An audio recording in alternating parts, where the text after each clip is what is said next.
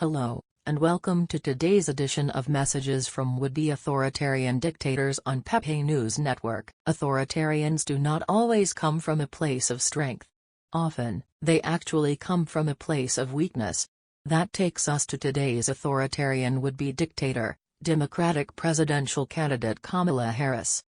It can be tough to challenge a winner, especially a winner as strong, powerful, and victorious as Donald Trump. So, what does Kamala do to try to beat Trump? Is it by coming up with great policy, figuring out a roadmap for the Electoral College?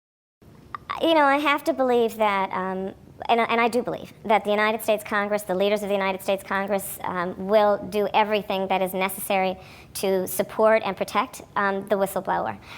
The president's tweets and his behaviors about this are just further evidence of the fact that he uses his power in a way that is designed to beat people down instead of lift people up. Frankly, when you look at what he's been tweeting today, directed at the whistleblower, directed at so many people, I frankly think that based on this and all we've seen him do before, including attacking members of Congress, that he frankly his Twitter account should be suspended. I think there is plenty of now evidence to suggest that he is irresponsible with his words in a way that could result in harm to other people. And so the privilege of using those words in that way should probably be taken from him. Yep, her strategy is silence the competition. Got a really strong foundation there, don't you? But doesn't that, play into certainly the hands of, his, I don't know how many Twitter followers he has. I think it's in the range of 60 million, who say, well, look, okay, now the rich folks in Silicon Valley are just trying to silence me and taking me off Twitter. Holy crap, AC 360 actually makes a decent point. I'm sure that will be said, but we have to also agree that... When the hell did we ever have to agree on anything? You will think the way you are told. When the President of the United States speaks, her words are very powerful. What the hell was that? When the President of the United States speaks, her words are very powerful. And should be used in a way that is not about belittling, much less harming anyone. And this president has, I think, never fully appreciated that responsibility. And so what we see continuously, including in the last 24 hours, is a use of his words, Donald Trump using his words, in a way that could subject someone to harm. And if he's not going to exercise self-restraint, then perhaps there should be other mechanisms in place to make sure that his words do not, in fact, harm anyone. And that's my point. Yep. This candidate from a major political party wants to silence her opposition. We live in clown world. She may hide it under the guise of safety, but we all know what this is. She knows she cannot beat the president. So instead, she calls on outside help to silence him, give her more of an edge.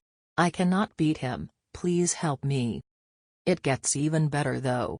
She does not just go on AC 360 and ramble off this nonsense, she actually writes the founder of Twitter to try and get him to silence the president. From Axios.